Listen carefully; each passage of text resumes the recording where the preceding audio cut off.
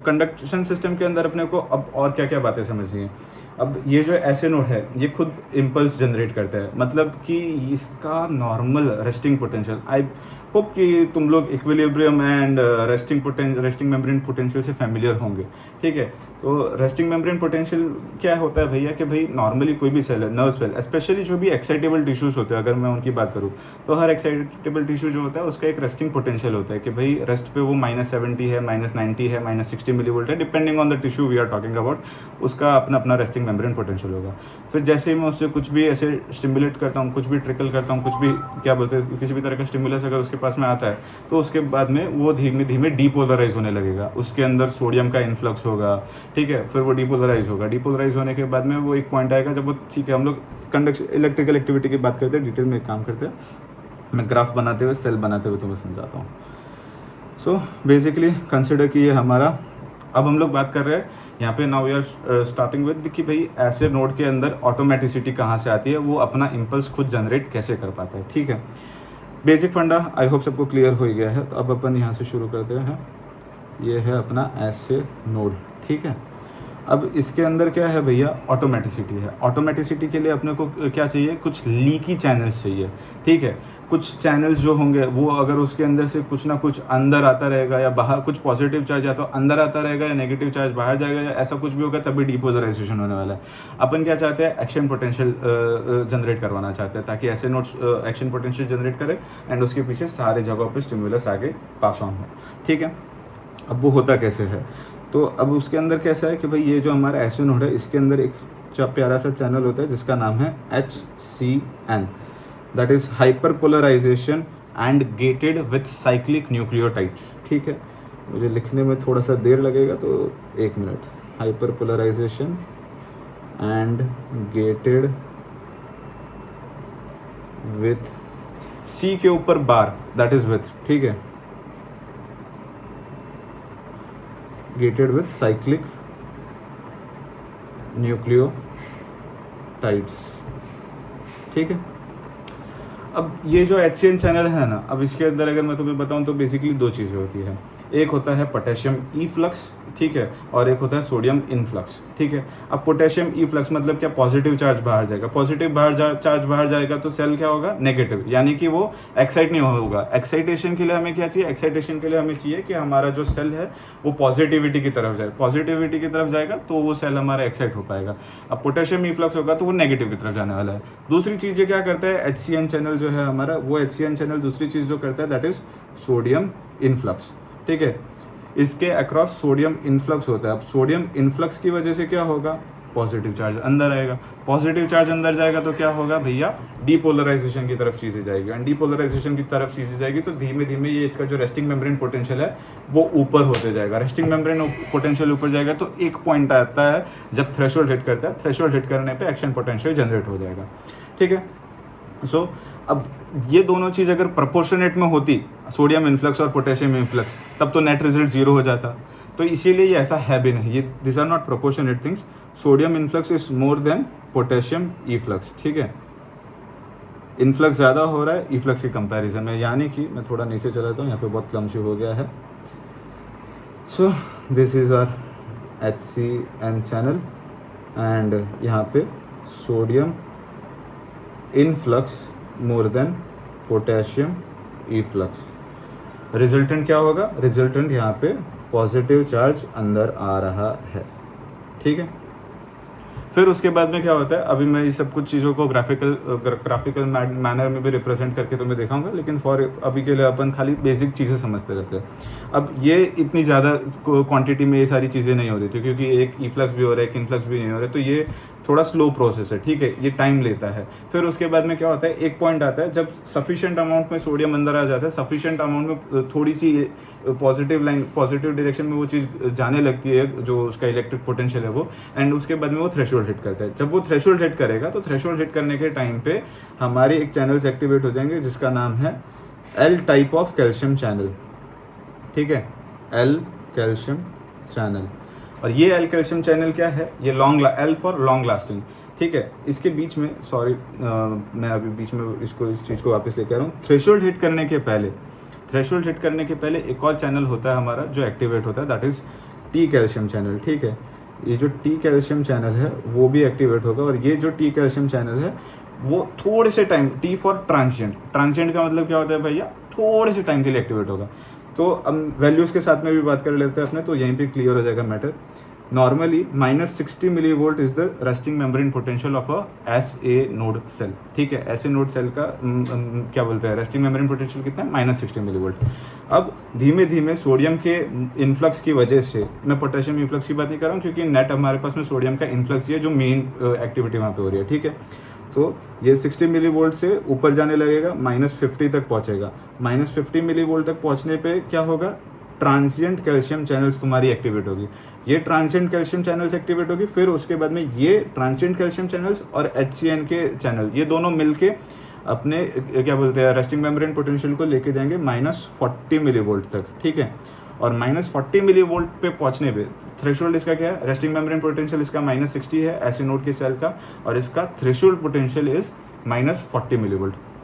-40 millivolt जैसे hit होगा वैसे हमारे long lasting type of calcium channels activate होंगे, जिसकी वजह से बहुत सारा कैल्शियम अंदर आएगा, ठीक है।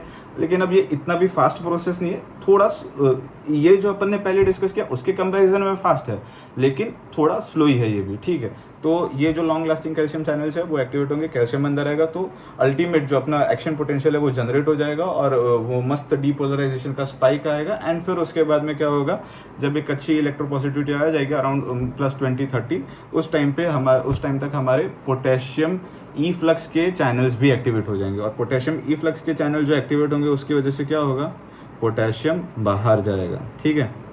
तो पोटेशियम बाहर आएगा तो धीमे धीमे वापस से सेल जो है मतलब इसका जो electric membrane, resting membrane potential है वो वापस से -60 की तरफ जाता जाएगा, ठीक है। अभी गुड ईयर। तो बेसिकली अभी तक अपन ने क्या समझा, अपन ने समझा अब अपन इस चीज़ को ग्राफिकल मैनर में रिप्रेजेंट करते हैं, ठीक है।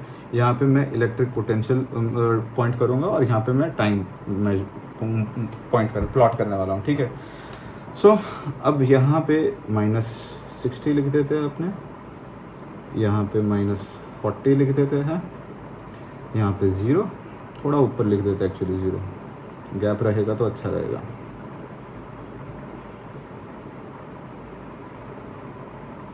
ठीक है। और यहाँ कहीं पे अपने +20 के आसपास का वैल्यू ले सकते हैं, ठीक है।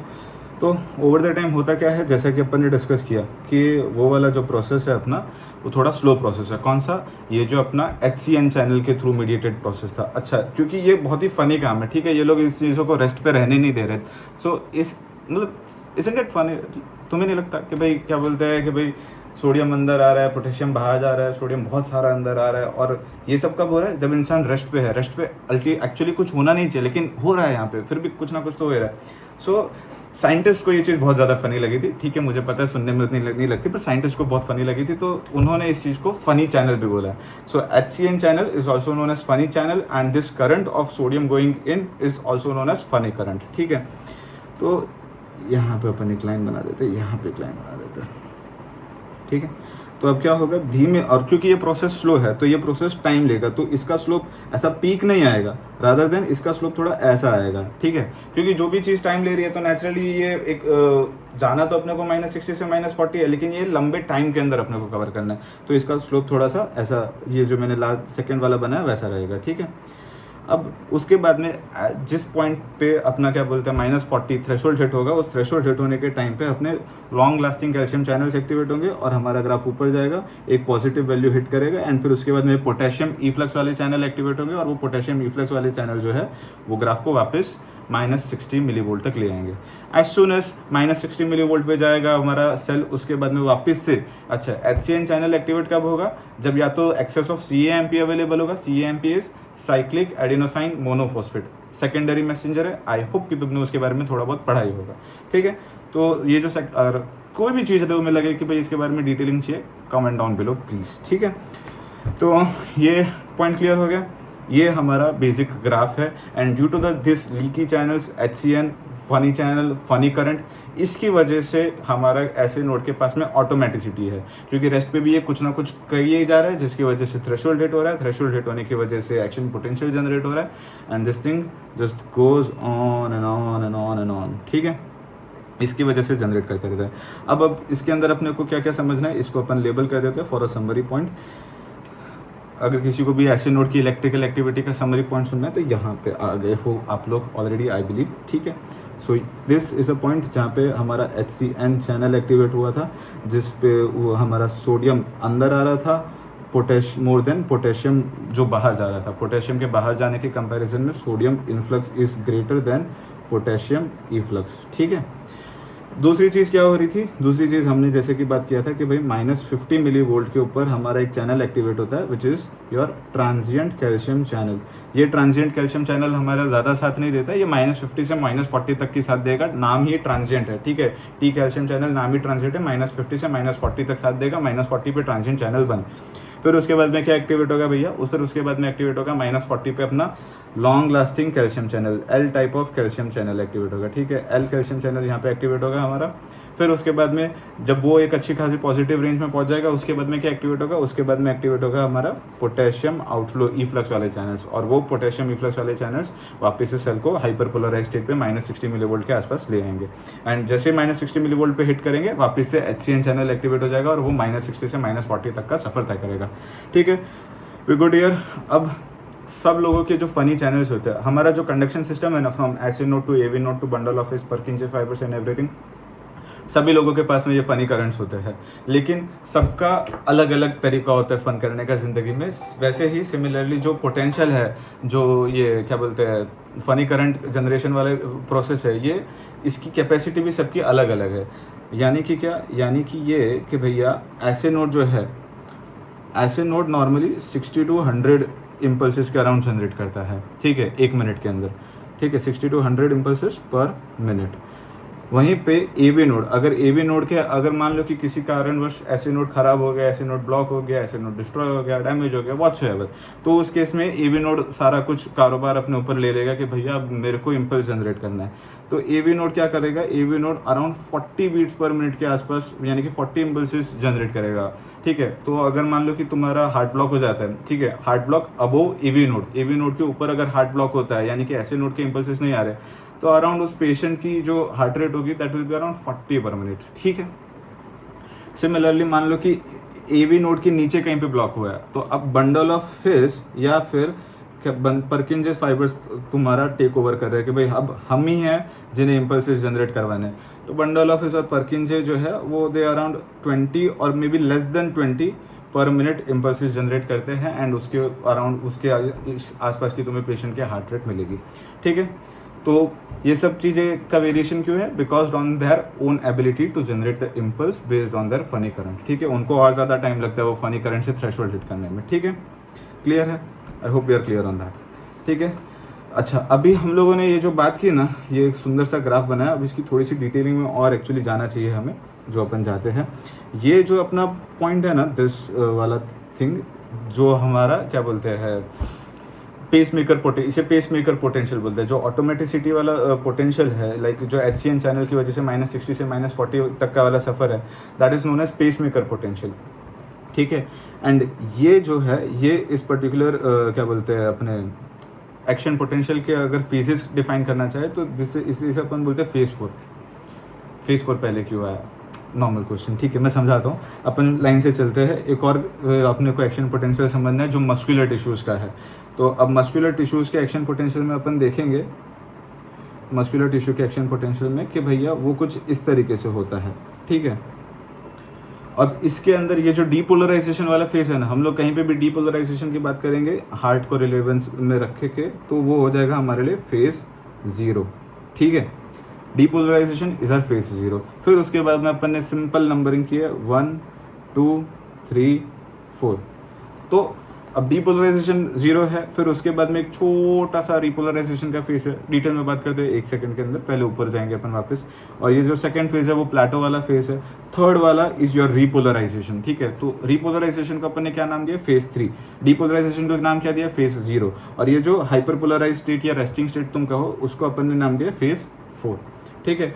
तो एनालॉजिकली स्पीकिंग कि भाई यहाँ पे ये जो हाइपर पोलराइजेशन या रेस्टिंग वाला स्टेज था, जो कि एक्चुअल में पेसमेकर होने की वजह से, पेसमेकर टिश्यू होने की वजह से वो रेस्टिंग नहीं है, that is known as phase 4। Depolarization वाले फेज को बोलेंगे फेज 0 एंड रीपोलराइजेशन वाले फेज को बोलेंगे फेज 3, क्योंकि वहाँ भी अपन ने नीचे देखा कि वहाँ पे भी जो रीपोलराइजेशन वाला पार्ट था दैट वाज फेज 3। 1 और 2 अलग चीज़ें थी, क्या थी उसके बारे में बात कर लेते हैं अपन।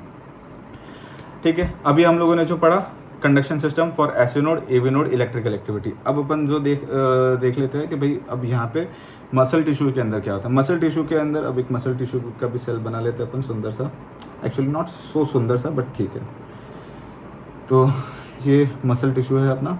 अब इसके अंदर अब यहाँ पे अपनी नॉर्मल साइकिल चलेगी भैया। यहाँ पे क्या है, कोई भी स्टिमुलस आएगा, जैसे अपने ये परकिंजे फाइबर्स और ये लोग जब अपने मसल को स्टिमुलेट करेंगे तो यहाँ पे कोई भी स्टिमुलस मिलते ही यहाँ पे अपने मस्त फास्ट सोडियम चैनल्स एक्टिवेट होंगे। ठीक है, क्या कौन एक्टिवेट होंगे, फास्ट सोडियम चैनल्स।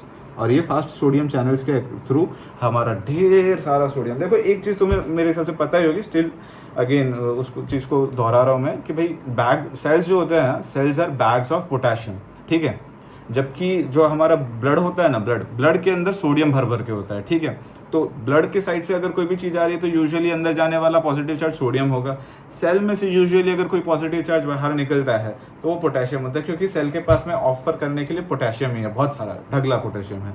ठीक है, तो अब ब्लड में से कोई भी स्टिमुलस मिलने पे ये हमारे सोडियम चैनल्स एक्टिवेट हो जाते हैं। ये फास्ट सोडियम चैनल्स क्या करेंगे, सटासट डीपोलराइजेशन करवा देंगे। और जैसा कि मैंने तुम्हें कहा था ऊपर भी, लॉन्ग लास्टिंग कैल्शियम चैनल्स की वजह से जो पीक आया था वो बहुत ऐसे ब्लंट था, एकदम ऐसे सडन स्पाइक नहीं था। यहाँ पे तुम देख पा रहे हो कि ये वाला जो है ये थोड़ा सा ऐसे जा रहा है, ना कि ऐसे, क्योंकि ये भी थोड़ा स्लो है।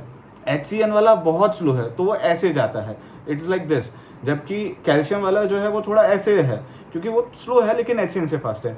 फास्ट सोडियम चैनल बहुत ज़्यादा फास्ट है, तो उनका जो रिस्पॉन्स होता है वो एकदम ऐसा होता है, एकदम ग्राफ उसके अंदर खड़ा पीक मिलेगा, सट्टा देके सारे के सारे सोडियम अंदर। ठीक है, बहुत ही कम टाइम लगता है।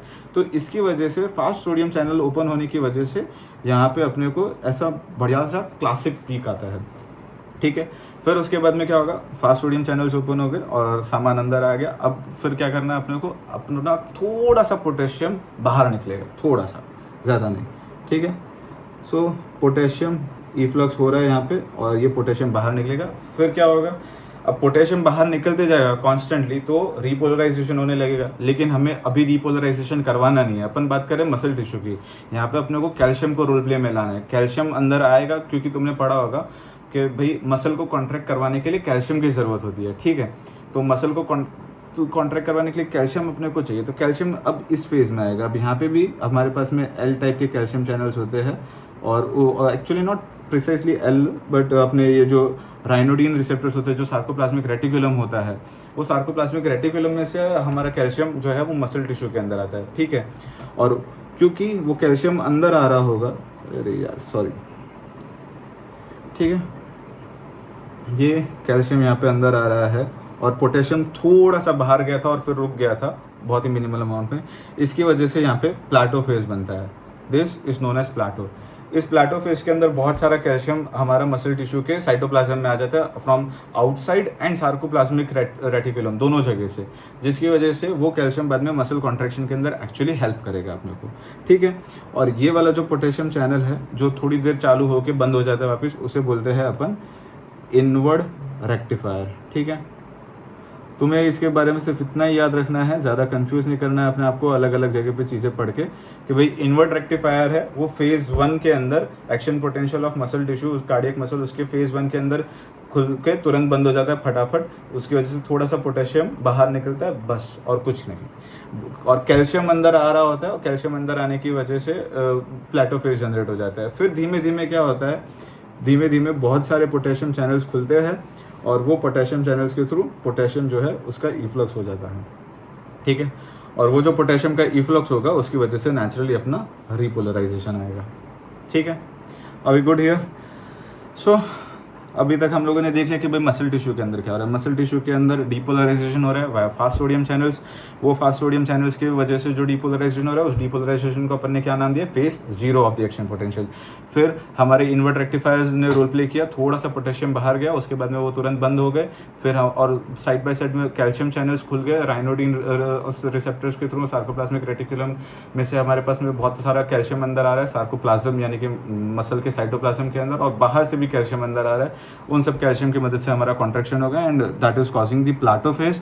एंड जो थर्ड फेज है दैट इज रीपोलराइजेशन। रीपोलराइजेशन के अंदर हमारे पोटेशियम चैनल्स खुलेंगे और बहुत सारा पोटेशियम बाहर जाने लगेगा। एक पॉइंट आएगा कि वो रेस्टिंग मेम्ब्रेन पोटेंशियल या उससे भी थोड़ा नीचे हाइपरपोलराइज स्टेज पे जाएंगे एंड फिर उसके बाद में बंद हो जाएगा, ठीक है। एंड फिर हमारा sodium potassium ATPase pump sodium को बाहर फेंकेगा, पोटेशियम को अंदर लेगा और वापस से सेल को इलेक्ट्रोन्यूट्रलिटी पे लेके आएगा, ठीक है। So this is all what you need to know on this myogenic cardiac potential, ठीक है। अब थोड़ी सी अब इसके अंदर अब अपने को और क्या क्या बात कर सकते हैं। देखो अभी इलेक्ट्रिकल एक्टिविटी अपने को अगर समझ में आ रही है, अब इसके अंदर मैं तुम्हें थोड़ा सा कंफ्यूजिंग पॉइंट्स दूंगा, actually not confusing point exactly but ठीक है। अभी हम लोगों ने जो ऊपर डिस्कस किया था ना एसे नोड और एवी नोड के लिए, वो एसे नोड के लिए भी सही है, एवी नोड के लिए भी सही है, लेकिन पर्किंजे फाइबर्स के लिए सही नहीं है। पर्किंजे फाइबर्स और LBB is your left bundle branch and RBB is your right bundle branch, जो मैंने वहाँ पे भी बना के तुम्हें दिखाई थी। इनमें क्या होता है, इनके अंदर मसल की तरह एक्शन पोटेंशियल आता है, लेकिन मेरे हिसाब से ये तुम्हारे लिए रिक्वायर्ड नहीं है। मैंने तुम्हारे किसी भी पीवाईक्यूज के अंदर उसका क्वेश्चन नहीं देखा है। सो यहाँ से अगर तुम्हें वीडियो स्किप करना हो तो तुम स्किप कर सकते हो, बट स्टिल अगर बाई चांस कभी आए तो उसके लिए समझा रहा हूँ मैं कि भैया नॉर्मली जो हमारा ऐसे नोड होता है, एवी नोड होता है, उसके अंदर ये वाला ग्राफ चल रहा होता है, ठीक है।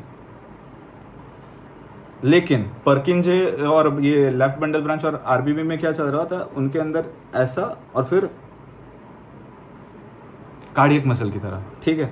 तो इनके अंदर भी ऑटोमेटिसिटी होती है, लेकिन इनका जो कंडक्शन होता है ना वो काफी फास्ट होता है। अब उसका रीजन क्या है, इनका डिपोलराइजेशन ऐसे खट्ट से क्यों हो जाता है, फटाक से डिपोलराइजेशन हो जाएगा और थोड़ा सा प्लाटो फेज जाएगा और वापस से रिपोलराइजेशन हो जाएगा and will come back to, मतलब उनका जो डिपोलराइजेशन वाला फेज है that is fast sodium channels, not L type calcium channels. L type calcium channels ऐसे नोड और ईवी नोड्स में थे, जबकि यहाँ पे हमारे पास में फास्ट सोडियम चैनल की वजह से इनका डिपोलराइजेशन हो रहा होगा आरबीबी और बंडल पर्किंजे फाइबर्स का। क्यों? बिकॉज वेंट्रिकल बड़ा है, ठीक है, वेंट्रिकल बड़ा है। अब उस बड़े से वेंट्रिकल को एक साथ कॉन्ट्रैक्ट करवाने के लिए हमें जो सिग्नल भेजने हैं वो बहुत ही स्पीड वे में भेजने पड़ेंगे। अपन उसको क्या बोलते हैं, ऐसे नहीं भेज सकते कि भाई ठीक है एक एक करके हो जाएंगे धीमे धीमे स्टिमुलेट। ये जो टाइम ड्यूरेशन ले रहा है ना डिपोलराइजेशन के लिए वो ज़्यादा है बहुत, और ये बहुत फटाक फटाक से अपने पर्किंजे के अंदर बहुत फटाक से हो जाएगा। दूसरी एक और चीज़ क्या है अच्छी बात, we have AV node here. अब एवी नोड के अंदर क्या होता है, एवी नोड के पास में एक डीलिंग प्रॉपर्टी होती है। डीलिंग प्रॉपर्टी के अंदर क्या है भैया, नॉर्मली अपना एट्रिया डिपोलराइज होगा। एट्रिया डिपोलराइज होने के बाद में अगर तुरंत वेंट्रिकल डिपोलराइज हो जाएगा तो क्या होगा कि मान लो कि ये मेरा एट्रिया है और ये मेरा वेंट्रिकल है, तो या एट्रिया ने कॉन्ट्रैक्ट किया और तुरंत वेंट्रिकल ने कॉन्ट्रैक्ट किया, तो इन दोनों का कॉन्ट्रैक्शन साथ में होगा तो वेंट्रिकल एक्चुअली फिल नहीं हो पाएगा। होना क्या चाहिए, होना ये चाहिए कि ये वेंट्रिकल रिलैक्स है, डायस्टॉल में है, उस टाइम पे एट्रिया ने कॉन्ट्रैक्ट किया, एट्रिया ने कॉन्ट्रैक्ट किया और फिर उसके बाद में वेंट्रिकल ने कॉन्ट्रैक्ट किया, वेंट्रिकल के अंदर सारा ब्लड आ जाने के बाद में, यानी कि पहले एट्रियल कॉन्ट्रैक्शन फिर वेंट्रिकुलर कॉन्ट्रैक्शन। तो इसके लिए ये तो अब जैसे डीपोलराइज होता है, डीपोलराइज होते तुरंत कॉन्ट्रैक्शन नहीं होता है एट्रिया का, ठीक है। डीपोलराइजेशन के बाद में थोड़ा सा टाइम लगता है। इसके लिए एट्रियल डीपोलराइजेशन के बाद में एवी नोड के अंदर अपने जो सिग्नल्स होते हैं, जो इम्पल्स होते हैं, उसको थोड़ा डिले करवाया जाता है। डिले करवाया जाता है ताकि वो वेंट्रिकल के पास में डीपोलराइजेशन के सिग्नल्स तब पहुंचे जब एट्रिया ऑलरेडी कॉन्ट्रैक्ट कर चुका हो एंड वेंट्रिकल के पास में ब्लड आ गया हो। तो एज सुन एज वेंट्रिकल के पास में ब्लड आ गया हो उस टाइम तक फिर ऑटोमेटिकली ऑलमोस्ट सिग्नल भी पहुंच जाते हैं एवी नोड में से एंड फिर वेंट्रिकल कॉन्ट्रैक्ट करता है और सारा का सारा ब्लड इजेक्ट कर पाता है। नॉट एक्जैक्टली सारा, 50 to 60% का जो इजेक्शन फ्रैक्शन होता है उतना, ठीक है, 50 to 60% जितना वो हर बारी क्या बोलते हैं पंप करके बाहर फेंकेगा, ठीक है। So that is a good property of AV node. अब एवी नोड की ये प्रॉपर्टी है क्यों, क्योंकि मान लो कि ये एवी नोड है, तो एवी नोड के अंदर ये डीले वाली प्रॉपर्टी लाने के लिए एवी नोड के अंदर हम लोगों ने बहुत सारे छोटे छोटे सेल्स डाल दिए। अब वो छोटे छोटे सेल्स की वजह से क्या है कि उन्हें इतने सारे सेल्स में से ट्रांसमिट होके जाना होता है सिग्नल को, इसकी वजह से एवी नोड डिले कर पाता है। अगर वो बहुत सारे छोटे छोटे सेल्स से नहीं बना हुआ होता तो वो शायद डिले नहीं कर पाता। On the other hand पर्किंजे system में क्या होता है, पर्किंजे फाइबर्स के जो सेल्स होते हैं वो लंबे लंबे बड़े बड़े होते हैं, ठीक है, इस तरीके से वो फाइबर्स चल रहे होते हैं एकदम ऐसे लंबे लंबे। तो उसकी वजह से क्या होता है कि एक सेल स्टिमुलेट होते ही दूसरे सेल के पास में सिग्नल भी रिलेटिवली बहुत फास्ट तरीके से पहुंच पाता है। सो दैट इज द फंडा। पर्किंजे सिस्टम आर फास्ट क्योंकि उन्हें पूरे वेंट्रिकल को एक साथ डिपोलराइज करवाना है। एवी नोड के अंदर छोटे छोटे सेल्स होते हैं क्योंकि उन्हें डिले करवाना है। डिले क्यों करवाना है, ताकि एट्रिया कॉन्ट्रैक्ट कर जाए, उसके बाद में वेंट्रिकल के अंदर ब्लड आ जाए और फिर वेंट्रिकल कॉन्ट्रैक्ट करे, दोनों साथ में कॉन्ट्रैक्ट नहीं करने चाहिए। That is the importance of AV nodal delay, ठीक है। बाकी अब ये अपन ने इलेक्ट्रिकल एक्टिविटी थोड़ी समझ लिया, अब अपन नेक्स्ट लेक्चर के अंदर ईसीजी के बारे में थोड़ा बहुत समझ लेंगे। Thank you.